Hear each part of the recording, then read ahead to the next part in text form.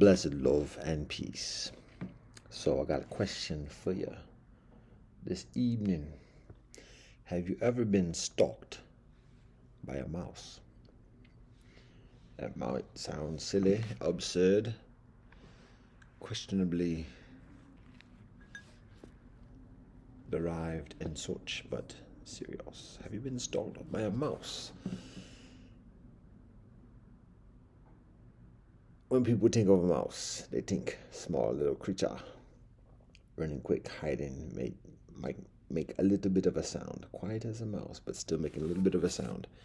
And when you hear it, you say, "Oh, get my broom, go get the skillet." Jokes, because I'm vegan. This is a little bit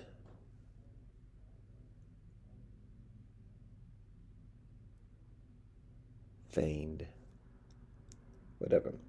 But on an evening like this,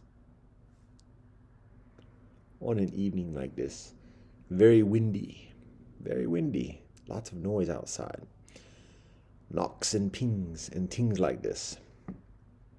And then when the regular visit of the little wee bits occur, it becomes increasingly, perhaps somewhat pronounced amidst the tumultuousness outside. And it's not the ordinary little it's a little bonk, and then a pause, like in them thriller flicks and such. So anyways, that is the preface for what I shared the moment. It's been a minute since I've shared things like this in a long time. And reason for that, and this is other than a serious joint. This is actually a venting, a release of anecdotes and experiences with the Micie species that are accumulated over a period of time. So I probably, if I was like a stand-up comic, I would have like actually probably easily an hour of material to share on this. So without it being practiced and without it being skillfully crafted, I'm just going to share the experiences. It's not stand-up at this moment, but in somewhat of a jovial delivery, with genuine lightheartedness, but at the same time, insight into the ascendance of such. So that is the experience today. Windy, and had the occasion of interacting with the mouse earlier, and actually go outside for a specific reason along these lines. Then I come back inside, and then it was very quiet, and then I hear like boom, and it wasn't kind of like a and running. It was like kind of like testing, like boom, like I said, when you hear one of them horror thriller flicks of the person kind of trying to intimidate the kinfolk of focus. So anyways, that's what the experience is at this moment. And the dark is just, again, because I'm minimizing the utilization of electricity, just as a general happenstance, general discipline. So it's not supposed to be for the effect. These are regularly utilized. Did you get that? With genuine So anyways, that's just what the ambiance is at the moment amidst the just because with just the candlelight it's not that much visible. So here are some anecdotes, some experiences with the little bitty Micies. Wow, let me be careful about that.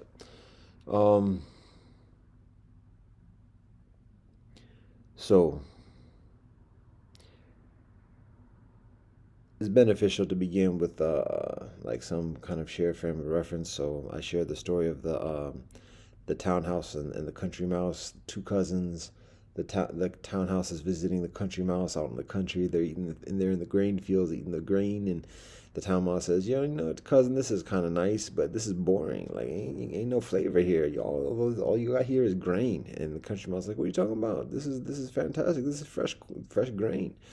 But then the town mouse says, yo, but back at the crib, we got ribs, we got wings, we got cheeseburgers, like we got all these things. Like this is boring. You need to come to the town and check us out over there. And country mouse says, oh, that sounds kind of nice. Yeah, sure, let's do that. So the next day they go over to the townhouse, the town mouse's houses. And they get to the house, and sure enough, there's all this food there. And so they start to have an extravaganza. And as they're in the middle of partaking of that, all of a sudden, the town mouse says, "Oh, quiet, shh, shh, shh." And then the town mouse says, "Oh, come on, follow me." And they go hide behind the counter. And indeed, a cat arrives, opens the door, and walks down the hallway and continues on. So the town mouse says, "Oh, okay, let's go back." And they start feasting again. And then a few minutes later, again, town mouse grabs the country mouse, like, shh, quiet. Yo, we gotta run. And they go hide underneath the oven, heating up. So again, the cat comes in, and at this time walks into the kitchen and opens up a cupboard, and then comes back and then goes back out. So then the town mouse says, okay, we're clear. Coast is clear. Let's go back. And then so just seconds after that, the country mouse this time hears something and runs first, and go hides in a little creek, little crevice in the wall. And they're both snug and hiding away from the cat. And the cat this time is banging on cupboards, this, that, and the other, whatever. And country mouse is shaking, scared, like, yo. And then eventually the cat leaves, and country mouse says to town mouse, yo, you know what? You do got some nice food here, but it ain't worth it. I'm going back to the country and just eating my simple, plain, and safe grain. So that's the story of country mouse and town mouse. That's an Aesop's fable, derived from an Aesop's fable. So that gives some shared reference about this experience of the Micie species. And as I get into some of these anecdotes, what's beneficial to recognize is that there are different types of mices. One category, one basic differentiation is the indoor mice and the outdoor mice, and this is something I recognize through the years again. So the indoor mice tend to be increasingly quiet. They're not trying to be heard, this, that, and the other. Sneak, hiding in the shadows and everything else like that. Scamper. So when it is quiet, you hear those, then you can, okay, that's it. So that tends to be the indoor mice. The ones that sneak in from the indoors, that have been maybe habiting within the vicinity for a duration, maybe even through generations, and just have that thing of like, okay, this is what it is. That's the indoor. Now the outdoor mouse is the one that gets in from the outdoors immediately and is increasingly accustomed to being in amidst the outdoors, the elements. So when it comes in, maybe through an open window or otherwise, because the window here in the kitchen doesn't have a screen to it, and mice can jump. Mice got some ups, at least what I'm told, and evidence of what I've seen. Outdoor mouse tend to be increasingly belligerent, knocking things over, don't care what they're heard or whatever else like that. So it just seems increasingly disrespectful. Because again, in the kitchen, like going through dishes and like, yo, I'm trying to work here, and like, I know you got to get your stuff, but you bothering me now. You distracting me. What kind of guest is that? So the outdoor mouse got less coots about making noise or whatever else. And it seems as though it is somewhat of a quasi outdoor mouse that is participating in this joint at the moment, right behind me. Anyway, because it's a little bit louder. And what precipitates the interaction earlier today is that it was squeaking loud from the oven, presumably, and it sounded like it was might coming from the trap, because I do have a friendly vegan trap that's dusty, ain't been utilized, because by this point the mice have figured out how to deal with that one. So I don't even, when I first acquire it, when it's first provided to me a number of years ago, it works rather effectively, particularly when there was a particular difficulty with the Micie species a few years ago. So I trap the mouse, I trap a few mice, and then go out. Used to walk over a block away to the woods, and release the mice in the woods. And then it got a little bit of a long walk, so I would just walk back to the back of the building, which is actually that way, and then release the mouse in that respect. At this point, like it's been at least over a year, maybe 2 years since I found any mouse until earlier today, in the trap, because at some point, again, a year, maybe 2 years ago, I remember there being when I would trap, when I would, it's not I trap, or when I guess I did, but when a mouse would be trapped in the trap, it's so, oh, that's so innocuous, so passive. It's not me doing it, it's the mouse. It's actually both. But anyways, when a mouse would be trapped in the trap, I could hear it scratching, and sometimes a mouse would like be vocal.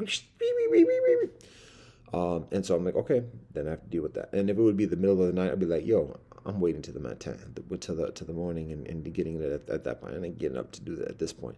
And that's what I would do. The next day, I would let the mouse out, and there it is. But about 2 years ago, it seems as though there were a few occasions when I would hear a mouse in the trap, and like scratching and everything. I'm like, okay, I'll take care of that in a few minutes or whatever. And then when I would get there, nothing there, gone. So it becomes increasingly evident that mice find a way of jimmying that joint, and getting out on dolo style. So since that point, I haven't seen any mouse in the past 2 years, in that mouse trap, in the friendly mouse trap, and it's been sitting there just collecting dust.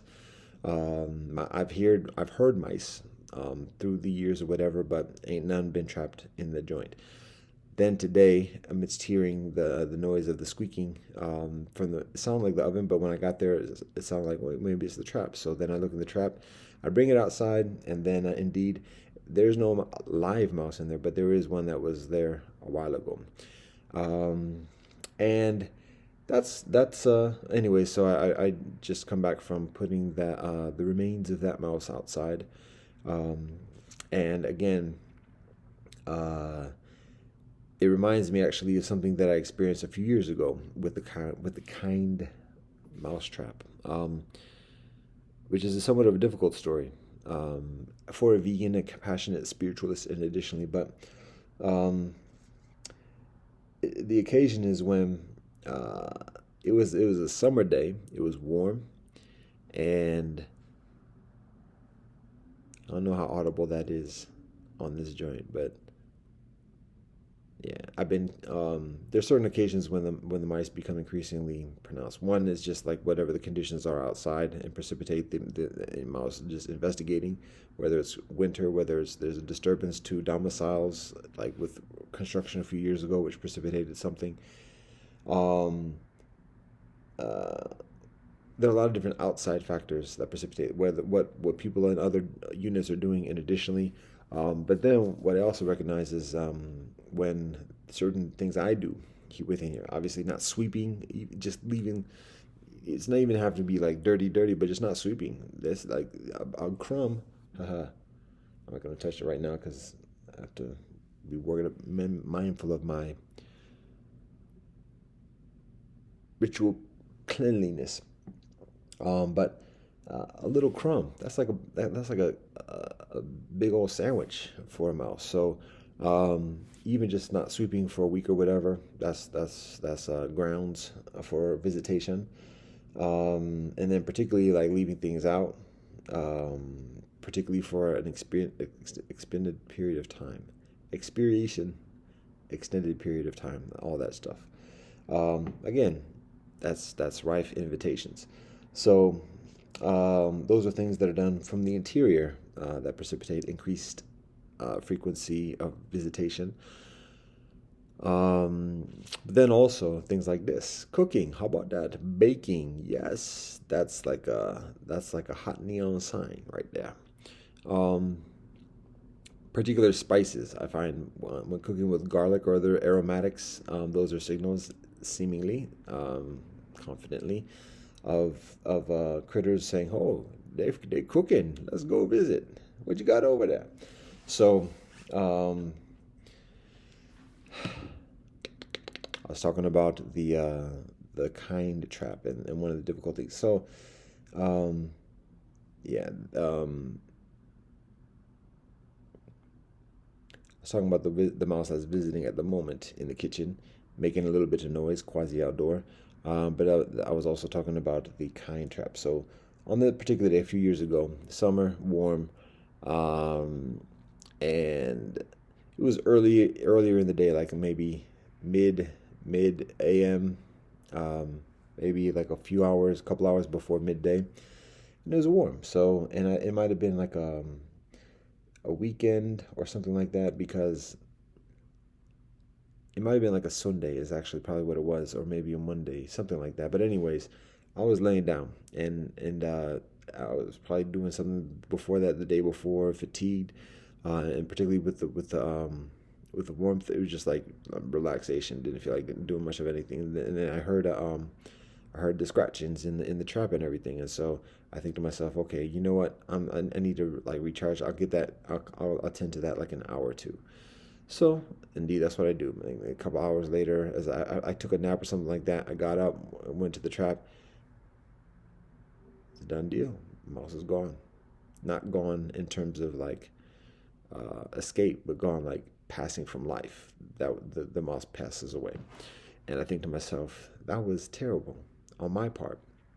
Like that's worse than like the death traps of a quick mouse trap breaking the back or breaking the neck with that little snap, or I don't know about necessarily the pace traps where the mouse just like is like fixated until but it's along those lines, because trapped being trapped in a hot metal box on a hot day, suffocating, like it's not necessarily suffocating, but just like feeling that thickness of the air and types. I've been in them types of situations. I know what that's like.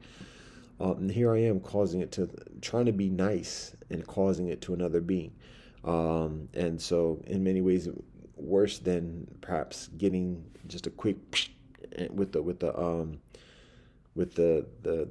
snap traps. So, um, that was something that was a difficult experience for me.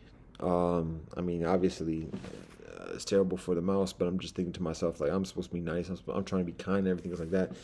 And sometimes we can actually cause further harm when we are unattentive in providing compassion. Another way of describing it, I said, is one of the most heinous things in life is half-ass help.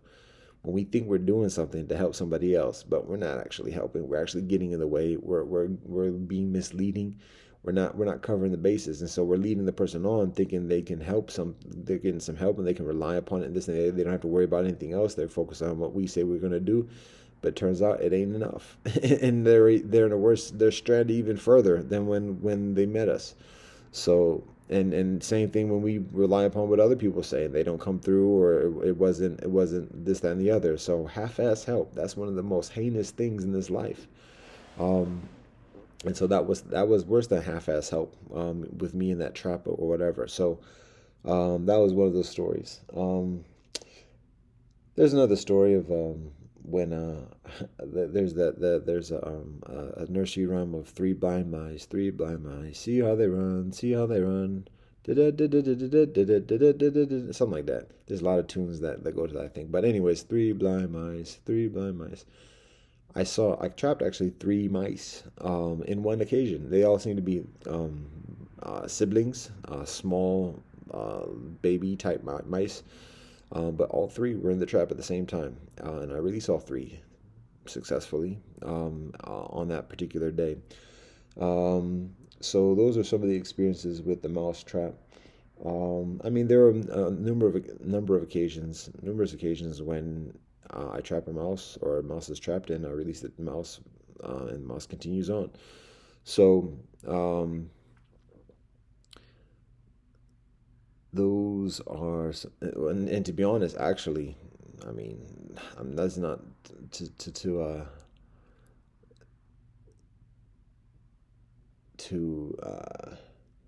promote my cause any further, whether, but just as as like a balancing kind of testimony.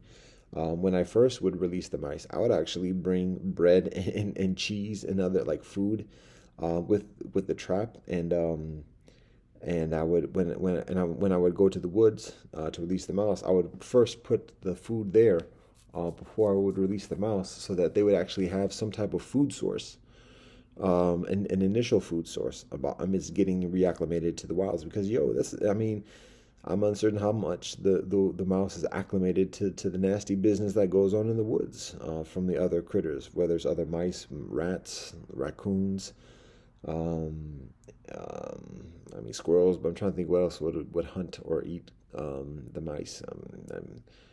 Hawks, other predators or whatever else. So I try to give like some kind of like initial food source for the mice accordingly. And they did not I don't remember any of the mice that I released initially partaking of it initially.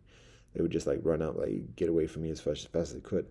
Um, so, but after a while, yo, it was just like I said. At first, I wasn't walking out all the way out there to do that, and then when I would release them here, I'd just be like, they'd just be like deuces. So, anyways, that's part of that experience. So, um,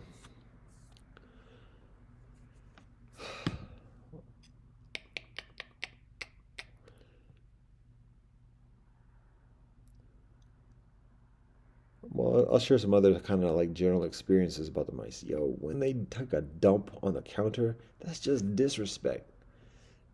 Continue, like even just today when I see a mouse, itsy bitsy Micie's feces is what I call it.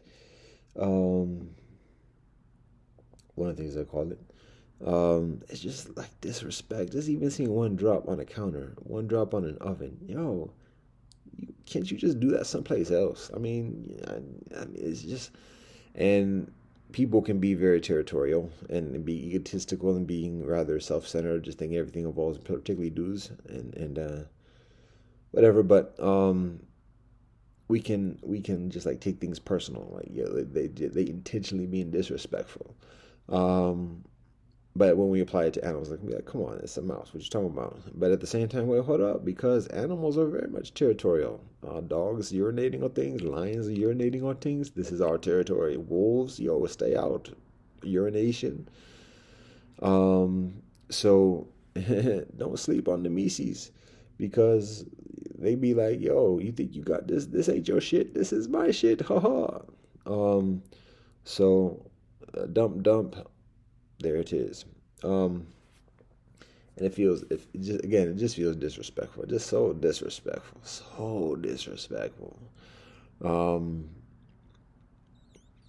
and then a few years ago, there is an exterminator that is hired, um, and at one point with the building maintenance kinfolk wanted to come in here and lay down traps. And I'm like, no, I'm not taking those traps. I'm not letting that happen here. And we were talking about that, and the exterminator said, like, why do you care? Like, what?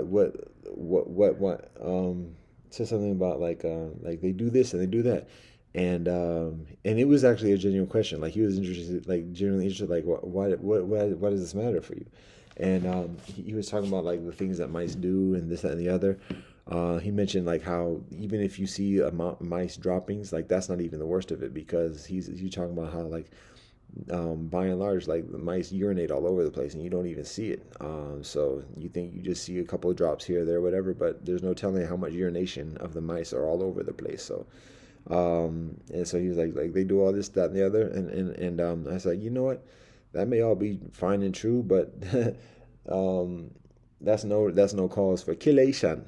And I said that like as much as mice may be bothering, I mentioned like seeing those droppings of just feeling disrespect and everything else like that, and the extent, and I said, you know, regardless of how I put this, like if it was a matter of like just killation for anything that does disrespectful things to us and hurtful us, I said like there's things humans have done way worse than what any mice has ever done to me. And he's like, I can't argue with that. So that was, and so one of the things that he recommended was to identify how the mice get in, and he mentions like the smallest crevices that people would like often like sleep on, like thinking it's too small or whatever for a mouse to get in through. Don't sleep. Mice are very dexterous, and can be very contortionists, in getting into places. And so he mentions finding out those things, crevices in doors, windows, um, where plumbing fixes into the walls, and additionally, and so from that, I actually do retrofit and there was a particular point of entry that I suspected for the mouse into this unit, particularly through the years. And so from that conversation on that occasion a number of years ago, I seal up like all the crevices in the kitchen, to prevent that. And actually, it does an effective job until recently, when in recent months. And the suspicion is that there's the door in the front here has a rather significant gap underneath it. There's no air trap or whatever, so I can see the hallway light underneath from the door, which shows to me that it's very easy for a mouse to arrive from another unit or otherwise. And then similar with the front door, the back door here that goes directly to the outside. So that door is somewhat, I put like cardboard, slabs of cardboard from the box, and that seems to generally prevent a mouse from getting into that part. But particularly that door, whatever that may be visiting from another place, it's likely to get underneath that door. And then just because I hear it, when the point of the time of day when the mice begin to arrive is about sunset, when it starts getting dark, and I can hear like the mouse like scamper in, and then there at that point, the doors are open. So, anyways, those are some of the general experiences, but that's not all the stories. Um, there's one of the stand-up joke routines. Again, I have not practiced this obviously, but the stand-up joke routine is recent one is like how's it go? Like the mice get so comfortable when a person starts making the grocery list for grocery shopping for the week. The mouse just comes in and starts making requests. Yo, why don't you get some of this? Why don't you get some of that? And then the conversation goes. The person making the list says, "What you talking about? You ain't putting nothing into this. You asking me? You kind of bold, just coming up on me, making solicitations for the grocery list for the week. Who is you? What you talking about?" And the mouse says, uh, you may think that way, but who do you think is looking at you when you sleeping? And the grocery list man says, what you talking about? He's like, when you sleeping, who you think is looking at you? And the grocery list man says, come on, man, get out of here. What you talking about? Nah. And the mouse is serious. Like, how's that go?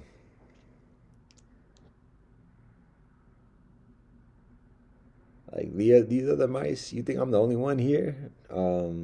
These other mice be joking you and talking about what you screaming about in your sleep and snoring and everything else like that. I tell them be quiet, leave you alone. So you don't think that's chipping in? And so the man's like, because what can you say? What you don't know what's happening when in that zone, and indeed something as little as a mouse. What? So the guy kind of like pauses for a second, and says, So do you want some breadsticks or something? And then he said, nah, forget that, man. I ain't get you nothing. And then the mouse says, oh, okay. So the mouse gets a little bit threatening. He says something to the fact that you think I ain't the biggest mouse, but I ain't small either. And however you think I get into this spot, you think I'm the only one who can get into this spot? You don't think that there's cats out there who got you don't think I know cats with a what's it rabies or whatever else that can easily come up in this joint just like I do? And the dude starts to pause a little bit further, and he's like, nah, come on, I ain't get you no breadsticks. And he said, oh, okay. And then the mouse says, oh, how, you like your eyes, do you? And it starts to get further threatening, and to the point where the man says, so you want some garlic breadsticks, some? Anyways, like I said, I ain't no stand-up comic, but there's some way of articulating that in an increasingly humorous way. But that's the notion of just like sleeping and not knowing like what is right above, even a little minuscule Micie. And that might seem rather somewhat paranoid and additionally, but I sleep on the ground here, on the rug here. It's actually nice for the back and additionally. So, and when I do, indeed, I can hear the Micies on certain evenings scamper about. And I think to myself, I'm not that inaccessible. First of all, as the exterminator describes to me a number of years ago, and I've heard it from other places, like mice got ups, can jump like over 3 feet or whether to get on counters and additionally. So first of all, don't sleep on that. But particularly when I'm on the ground asleep, it's very accessible for a mouse to do anything on the body. Now, if I feel a bite or whatever, obviously I can respond to that. But and there's very little motivation for a mouse to do that. But anyways, it's something that I imagine a lot of cats don't think about. How about that? So that's some of the consideration. It gets a little bit further morbid. The notion of like leaving fingernail clippings or whatever, or sometimes like recently I had a boo boo. I had a boo boo on my thumb, and I was hammering stuff, and I hammered my thumb, and got a blood blister to the point where then the skin started to come off or whatever, and so even on those occasions, like leaving a little bit of that. Now, in my understanding, might have little appetite for that type of stuff. But then there's the consideration of like maybe things get hectic, and maybe that's like the only kind of remote kind of food source that a mouse may have, and so the mouse getting a taste for the human flesh after having some dried portion of it available, and so then it wouldn't necessarily be what's it called, the zombie, because zombies I guess are humanoids, but whatever, a zombie mouse, whatever, that has a taste for human flesh, and so just from eating the little scraps that somebody left, toenail clippings or whatever, for a mouse to eat. Anyway, like, that's a side note. Then I said that's a little bit further, a little bit but anyways, that's again, it's one of the that could be framed as some kind of stand-up bit.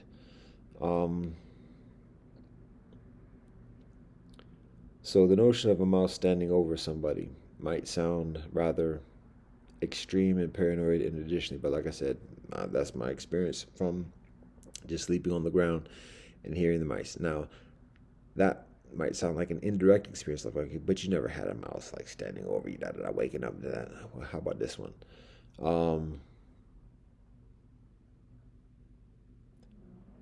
There is this particular occasion, but before I share that one, I'll share something that leads up to that. And it actually begins with a story outdoors, a Bambi story, actually. I was at the park, and this is earlier this past year. I was in the park, brought my drum out there, and just drumming, just vibing, drumming, doing some Nyabingi rhythms, and drumming in the park, in some secluded place, off the pathway, and additionally, so dolo style. And I've had experience with the blue jays starting the alarms like, who's this? I had experiences with the mosquitoes, um, all up over, all up over, all up over, and additionally, but on this particular occasion, on this particular day, it's a bright, sunny day. And eventually, as I'm playing the drum, I see something moving in the distance. And there's like bushes and there's like a clearing where I'm sitting, and then there's a little bit bushes, a little away from that, and trees and stuff like that, and into the woods. And so it's those occasions when looking through the woods and being able to see some things. It's like kind of somewhat imagining something, but at the same time, it could be. It's the part of the the nature and the nature of camouflage, the natural camouflage that animals have. And so I was looking out into the nearby distance and saying, "Is there something moving around over there? What could that be?" But let's just okay, let it go. So, but then a few minutes again, seeing something again, and eventually, upon looking at it, indeed, like these two things that look like twigs from a bush in the nearby distance, kind of emerged out, and they were like the ears of a deer, a doe, and she kind of like pokes her head out from the branches and just kind of makes herself a little bit visible. It kind of like checks me out, like, "Yo, what's going on over there? What you doing over there? Okay, feeling the rhythm, feeling the vibe and everything." And I'm in my zone, just doing what I do. And eventually, like the whole episode occurs probably for over half an hour. But eventually, what she does is she emerges from the woods and walks up to me, up to the maybe about 10 meters from where I am, out into the clearing. And it's very gradual. It's very gradual to the point where being out in the clear, right in front of me, and then just eating the grass, kind of looking at me, and eating the grass in front of me whilst I'm playing the whole time. I might have been singing too, um, and the doe just kind of like sits there and everything, and then eventually she goes back into the woods. And eventually, like, kind of disappears into the camouflage again. But it was that initial kind of like even you can, I hesitate to call it a miraculous moment, but that beautiful moment, I'll call it, when like again that imagination, that wait, just thinking you're seeing things, two twigs of a bush just kind of like this, and all of a sudden, wait, no, that is a deer.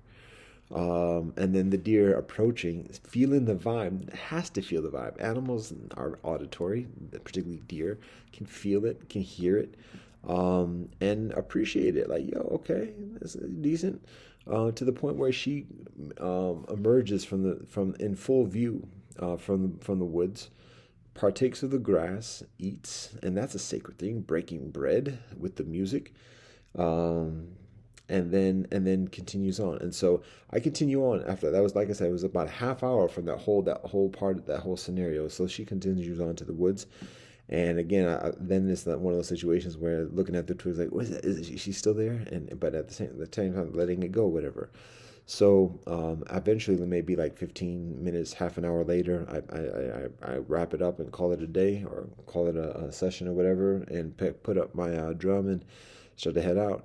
And then I walk around a little bend where the woods are, and closer towards the path, and there she is, like on this other side of the woods, but it's still like in the clearing, and she's eating there.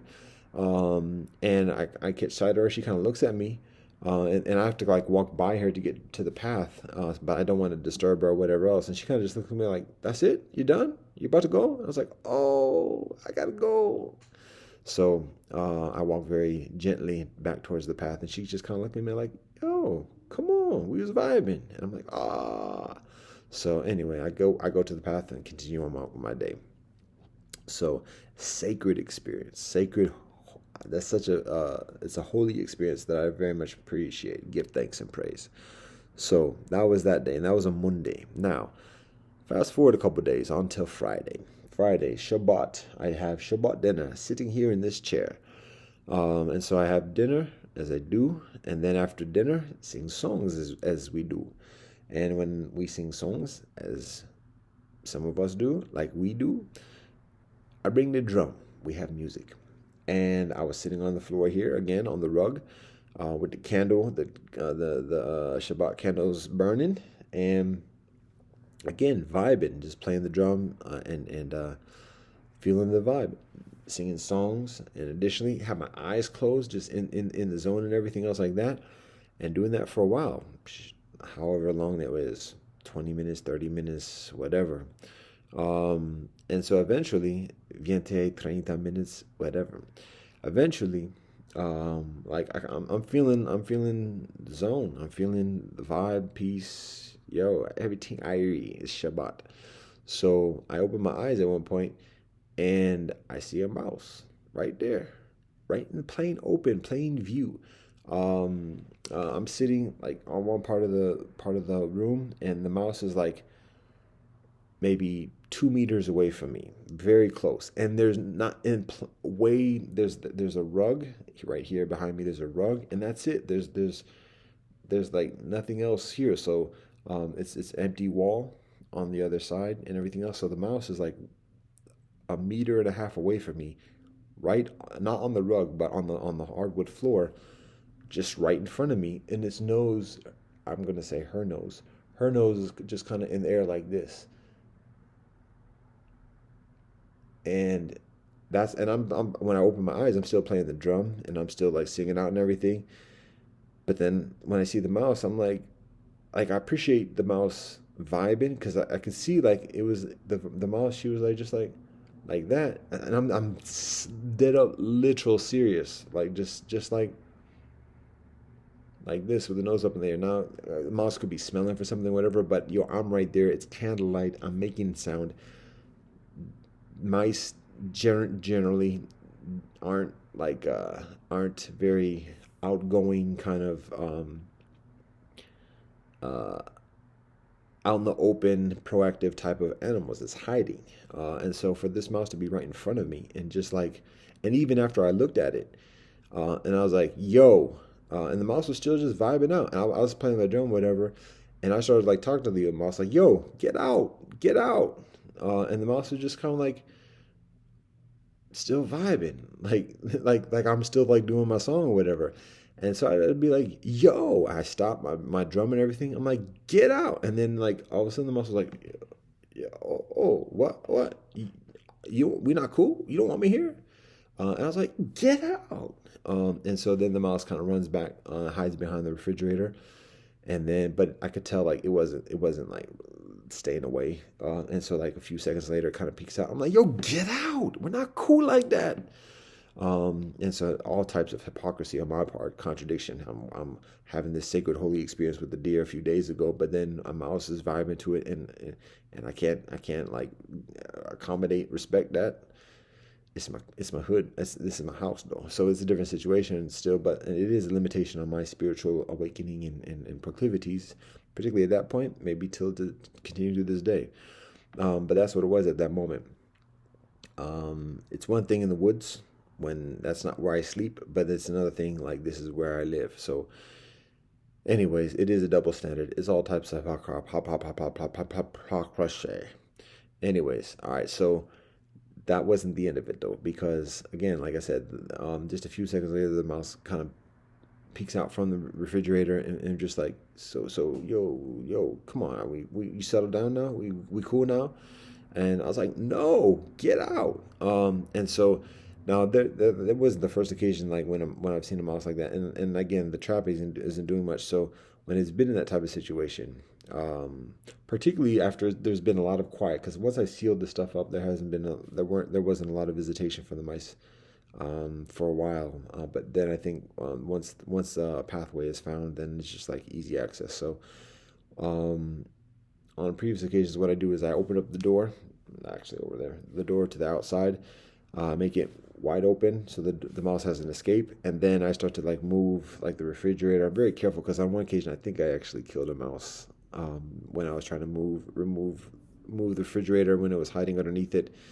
But anyways, that's another story. So when I do that, I'm very careful about when I move the oven or the refrigerator or whatever else. But I try to make, at least during that period, like I would try to like get out and try to like keep it sealed so that there was some kind of like vacuum, kind of insulation. So, but it's Shabbat as well, so I'm not trying to be all too fastidious about it. But anyways, So I open up the door. I invite the mouse to leave, and I kind of like make some noise or try to do some little bit of provocation one way or the other. Wasn't happening at some point. So I close the door and go back and sit down again. And then I could see like I kept on. I sat back down onto the rug, and again, like the mouse was being particularly resilient and staying very proximate with me and not leaving from my vicinity, which was rather unusual. And so it occurs to me, the mouse might be actually looking for somebody, because I've had that experience before too. And so indeed, when I look back, there's a baby mouse, and the baby mouse is kind of like, what do I do? What do I do? What do I do? Um, and so then I felt like I was in the way. I felt like I was the disturbance at that point. Like I'm separating a mother from child at that moment. And I'm like, oh man. So I'm feeling all types of like confliction because still this is where I stay. But at the same time, I'm not the only cat in this universe. So at first I kind of like step aside and I try to like encourage the baby mouse to like go back to the mama and continue on their both ways. But the baby mouse was kind of like scurrying back and forth over here. So eventually, like I further distanced myself, and long story short, I mean, eventually I think they go back together or whatever, and that was it. But what continues with me at the moment, to this moment, through this moment, is just that first occasion when I open my eyes and I see the mouse right in plain view on the floor, on the hardwood floor right in front of me, just with the nose in the air.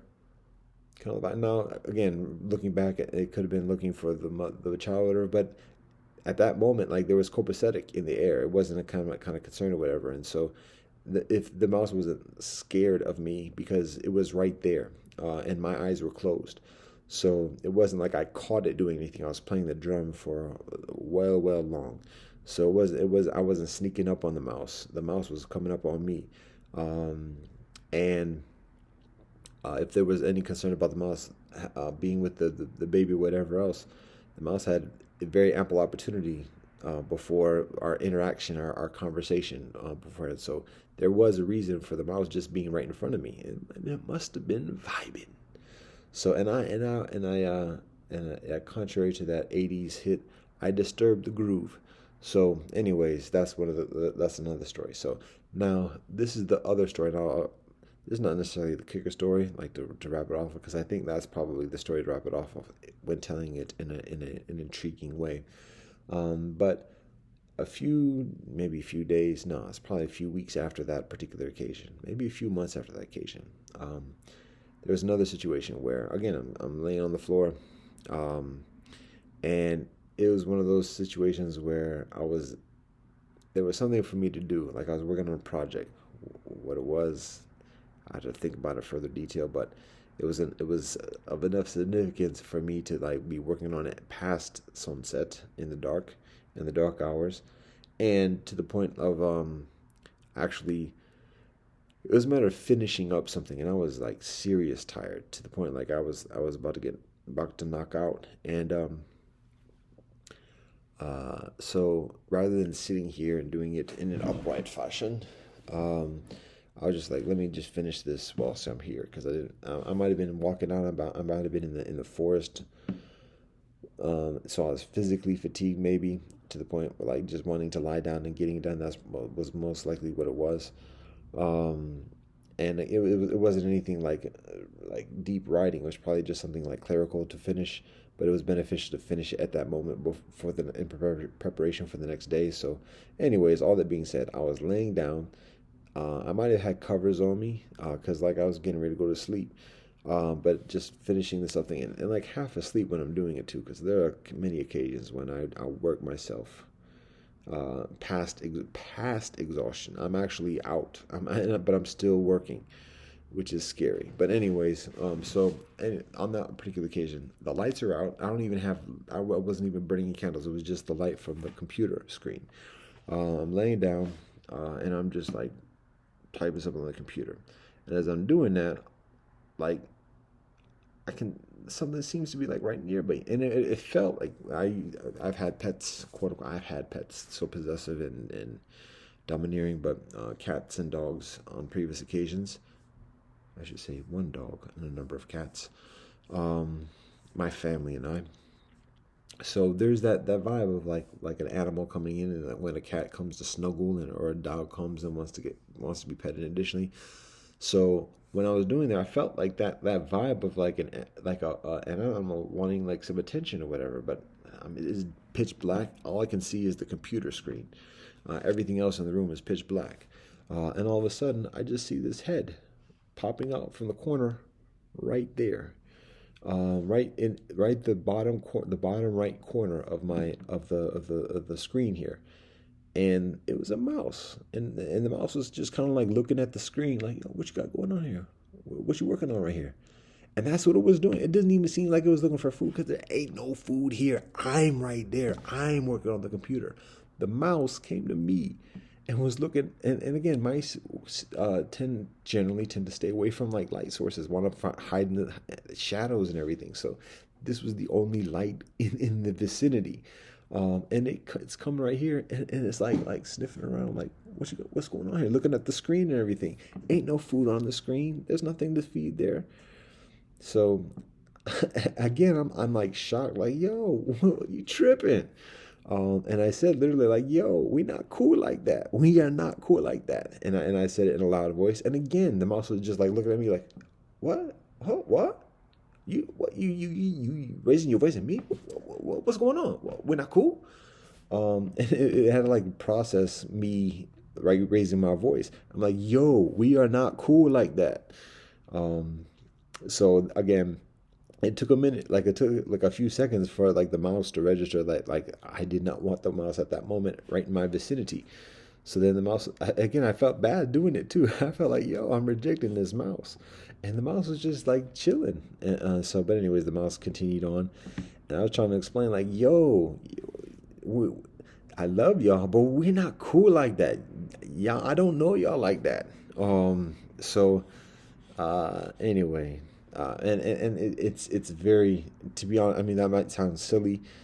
It's funny, but it might sound silly to feel like conflicted about that. But genuinely there is, and still yet like a way of reconciling like what to do, because there've been further. This is background mouse stories, but there was an occasion when I was in a domicile, and there were challenging circumstances. So I was less concerned about. I had less couths myself, perhaps is one way to describe it. So actually, now this is probably not the one to wrap it up on or whatever else, but it is what it is. On that particular occasion, like this is nearly 20 years ago. On that occasion, there was a mouse, and there was talk about getting a trap to kill the mouse and everything else like that. And again, not to for before I say what I did, I'll say on my behalf. It's beneficial to recognize that at that moment I was extremely angry. I myself was being tortured and molested by doctors and authority figures of society, and I was extremely upset with that. And the hypocrisy and everything else that was involved with that. So I was less concerned about what people's opinions were, what people's like, even when there was legitimate reasons for doing things, it was just all BS for me. It was just like you pretend you care about something here, but at the same time you're doing this over here. So that was my mindset at that point. So it doesn't excuse what I do, but it somewhat explains the rationale that precipitates it. So anyways, when there was the talk about getting the mouse trap and this kept killing the mouse, whatever else, I do the opposite. And again, it is with a certain compassion, but at the same time, it was a little bit perhaps excessive and a little bit rebellious in that excessiveness. So what I do is I lay out bread for the mouse, and the mouse appreciates that, because then the mouse brings friends, and the friends might have had babies in additionally, and I would regularly leave crumbs, not even just crumbs, but like break up bread and leave out chunks of bread in the kitchen underneath appliances and stuff for the mice. And again, that just sounds ludicrous. It sounds even perhaps insane. But again, it's coming from a place of anger. It's coming from a place of compassion as well, and belligerent compassion about like just like counterbalancing just the callousness within convention. It also comes from an experience of compassion, like being somebody who grows up with animals and appreciating that type of um, uh, connection, whatever else. Now, there's a little bit of feigned kind of endeavor with a mouse, whatever, in that kind of circumstance. But people do have mice as pets, quote unquote, in the domineering kind of connotation. But anyways, that was what I did. So it was actually to the considerable detriment to the domicile because the mice caused damage to a number of the appliances, and additionally, and eventually I stopped.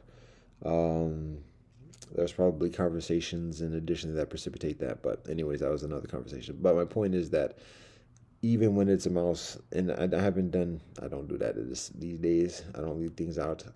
Except there's a bird feeder right there. So how about that for hypocrisy? Um, and it's outdoors, just FYI. But uh, I say that because I'm saying from inviting the mice as I did on that particular occasion intentionally. Like I said, if the joint had been swept around for you, that's an intrinsic invitation, but it's not an intentional invitation. Um, so uh, part of the conflict in shooing away the mice, when the mice seem to be congenial and even friendly. Like as I described, I'm very genuine when I describe the perception and the experience of with the mice when just like looking and vibing with the drum. It was the same thing with Bambi in the woods. And so why the double standard of not welcoming that or supporting that? Because like I said, when that because the mice do not necessarily have the same discipline or intentionality of um, um, self restraint. That's not one way to describe it. Self restraint. Because if I leave a plate out for the mice, 5, 10, 20, so that's part of the reason, because the mice, whilst being congenial and seemingly benevolent and everything else like that, don't necessarily give two blah about me or anybody else.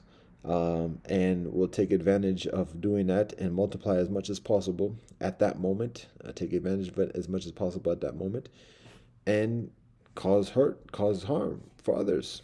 Um, as I mentioned, the destruction to the appliances, which is kind of somewhat innocuous type of harm, but it can get further than that. So that's part of the reason for the essential territoriality in saying we're not cool. So there are actually further stories, but that's what I'm going to share at the moment. It's an hour at this point. And what's the purpose of all this? I vented. It has less of an influence on my daily thoughts at this point, because now I have provided some release. Because like I said, some of these stories I've shared with some of these stories with kinfolk before, and I may share continually when there's an occasion. But otherwise, like when I'm here and I have an experience like today, Mouse is very quiet for the past half hour. Might have gone on and seen got his food instead of trying to check out someplace else. Um, but like I said, when I have these experiences, like earlier this evening, then I think about some of these incidents and how to like frame that in something in a way that's increasingly deliverable.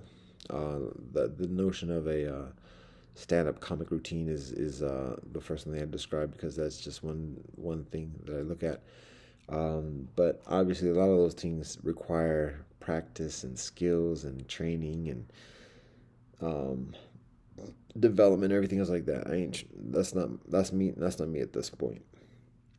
But at the same time, I think about how to voice these experiences so that it becomes less. The, in a People might perceive me as having a creative mind. It's not necessarily that. It's I would liken it further to an inspired mind, but it's actually very much rooted within old ancient teachings, religiosity, and so it's increasingly the prophetic mind. But a lot of these characteristics, a lot of these inclinations are very similar and lend themselves with each other. Prophets are accused, or and actually do have proclivity of providing poetry. Similarly with poets and prophetic messages. So that element, that experience of creativity, inspiration, the muse, and additionally are all very kind of similar and congruent in many ways with each other. And so, all that being said, when I have occasions like this, I think about how to um, vent it or express it in a way that provides further bandwidth for me to focus on other things that I'm working on, rather than just thinking about, well, part of the curse of that blessing of inspiration otherwise is um, having ideas and having this yearning, or this impetus to express the ideas, to communicate the ideas, and additionally, and it continues until it's expressed in a proficient way. And so, like I said, at the moment, I'm focusing on other things that are increasing priority. But meanwhile, when I have an experience like this, like all the other experiences that I articulate just in this past hour, come to mind and say, I need to share this in some way or whatever. So I mentioned at the beginning this being enough material for an hour long comedy routine or whatever. And this is not it per se, but it has been expressed. So now there's the anticipation that I can focus further on the other things that I'm working on, the other priorities that I have yet to do even this evening, and may not do because it's beneficial to get sleep on a regular basis at a regular routine. So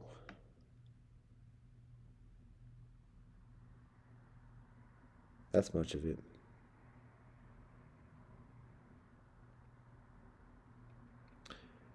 All thanks and praise to the Most High Elohim. Blessed love and peace.